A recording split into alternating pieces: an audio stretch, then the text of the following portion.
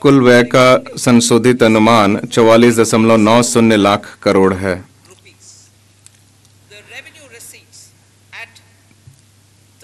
30.03 लाख करोड़ की राजस्व प्राप्ति बजट अनुमान से अधिक रहने की आशा है, जो अर्थव्यवस्था में मजबूत विकास दर और इसके औपचारीकरण को दर्शाता है।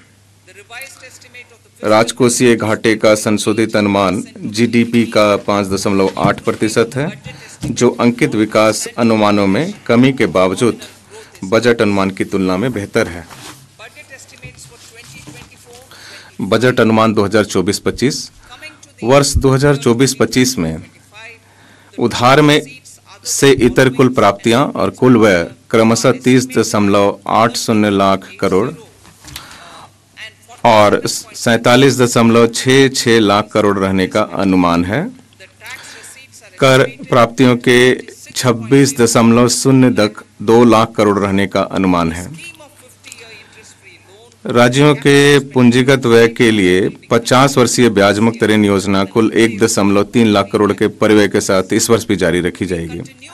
जैसा कि मेरे 2021-22 के बजट भाषण में घोषणा की गई थी, हम वर्ष 2025-26 तक राजकोषीय घाटे को 4.5% से नीचे लाने के लिए राजकोषीय सुदृढ़ीकरण के मार्ग पर निरंतर आगे बढ़ रहे हैं।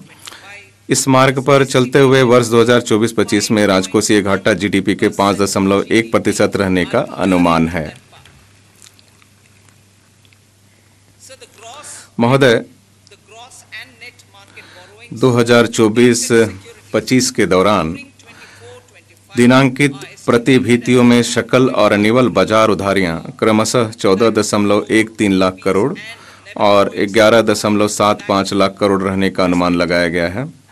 ये दोनों उधारियां वर्ष 2023-24 के उधारों से कम रहेंगी। अब जबकि बड़े पैमाने पर निवेश हो रहा है, केंद्र सरकार द्वारा कम उधार लेने से निजी क्षेत्र के लिए और अधिक मात्रा में ऋण उपलब्ध होगा। लेखा अनुदान। मैं वित्त वर्ष 2024-25 के एक भाग के लिए विनियोग विधेयक के माध्यम से लेखा अनुदान हेतु संसद से अनुमोदन प्राप्त करना चाहूंगी। अब मैं भाग ख की ओर बढ़ती हूँ। माननीय अध्यक्ष महोदय, पिछले 10 वर्षों में प्रत्यक्ष कर संग्रहण 3 गुना से अधिक हो गया है और विवरणी दाखिल करने वालों की संख्या 2.4 गुना हो गई है। मैं करदाताओं को आश्वस्त करना चाहूंगी कि उनके योगदान का देश के विकास और जनता के कल्याण के लिए विवेकपूर्ण उपयोग किया गया है। मैं करदाताओं के सहयोग के लिए उनकी सराहना करती हूं। सरकार ने कर दरों में कटौती की है और इन्हें विवेकपूर्ण बनाया है। नई कर योजना के तहत अब 7 लाख तक की आय वाले करदाताओं के लिए कोई कर देनदारी नहीं है। वित्तीय वर्ष 2013-14 में 2.2 लाख तक की आय वाले करदाताओं के लिए कोई कर देनदारी नहीं थी। खुदरा व्यापार के लिए प्रिजेम्प्टिव कराधान की सीमा 2 करोड़ से बढ़ाकर 3 करोड़ की गई। इसी प्रकार प्रिजम्प्टिव कराधान के पात्र व्यवसायियों के लिए यह सीमा 50 लाख से बढ़ाकर 75 लाख की गई। साथ ही कॉरपोरेट कर की दर मौजूदा स्वदेशी कंपनियों के लिए 30% से बढ़ाकर 22% की गई और कुछ नई विनिर्माण कंपनियों के लिए यह दर 15% की गई। माननीय अध्यक्ष महोदय, पिछले 5 वर्षों में करदाता सेवाओं में सुधार करने पर हमारा विशेष जोर रहा है। पहचान रहित निर्धारण और अपील की शुरुआत कर क्षेत्राधिकार आधारित निर्धारण प्रणाली को बदल दिया गया, जिससे कार्यकुशलता, पारदर्शिता और जवाबदेही बढ़ी है।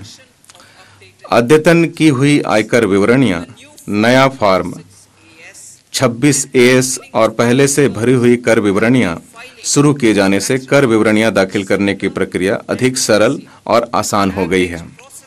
विवरणियों पर कार्रवाई में वर्ष 2013-14 में औसतन 93 दिन लगते थे, जो कम होकर इस वर्ष केवल 10 दिन रह गए हैं। इससे प्रतिदाय रिफंड जारी करने में तेजी आई है। अप्रत्यक्ष कर। भारत में अत्यंत बटी हुई अप्रत्यक्ष कर व्यवस्था को एकीकृत करके जीएसटी ने व्यापार और उद्योग पर अनुपालन के बोझ को कम कर दिया है। उद्योग जगत ने जीएसटी के लाभ को स्वीकारा है।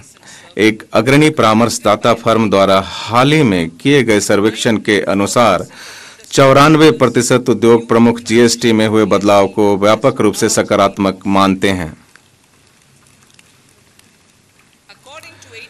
सर्वेक्षण में प्रश्नों के उत्तर देने वाले 80% प्रतिभागियों के अनुसार इससे आपूर्ति श्रृंखला ऑप्टिमाइज हुई है, क्योंकि टैक्स आर्बिट्राज और ऑक्ट्राई के हटने के परिणाम स्वरूप राज्यों और शहरों की सीमाओं से चेक पोस्ट हट गए हैं। साथ ही जीएसटी का कर आधार बढ़कर दोगुने से अधिक हो गया है। इस वर्ष औसत मासिक सकल जीएसटी संग्रहण बढ़कर लगभग दोगुना तथा 1.66 लाख करोड़ रुपए हो गया है। इससे राज्य भी लाभान्वित हुए हैं। राज्यों को जारी किए गए कंपनसेशन सहित राज्यों के एसजी/एसटी राजस्व की बॉयंसी 2017-18 से 2022-23 तक जीएसटी के बाद वाली अवधि में ये 1.122 है। इसके विपरीत वर्ष 2012-13 से 2015-16 की जीएसटी से पूर्व की 4 वर्षों की अवधि में विलय होने वाले राज्य राजस्व की टैक्स बॉयंसी केवल 0.72 थी। इससे सबसे बड़े लाभार्थी उपभोक्ता हैं, क्योंकि संभार तंत्र संबंधी लागतों और करों में कमी के परिणाम स्वरूप अधिकांश वस्तुओं और सेवाओं की कीमतें कम हुई है। हमने अंतर्राष्ट्रीय व्यापार को सुविधाजनक बनाने के लिए सीमा शुल्क में अनेक उपाय किए हैं, जिसके परिणाम स्वरूप वर्ष 2019 में जब पहली बार नेशनल टाइम रिलीज अध्ययन शुरू हुए, तब से 4 वर्षों की अवधि में इनलैंड कंटेनर डिपो में आयात निर्गम समावधि 47% कम होकर 71 घंटे रह गई हैं। एयर कार्गो परिसरों में 28% कम होकर 44 घंटे तथा बंदरगाहों में 27% कम होकर 85 घंटे रह गई है।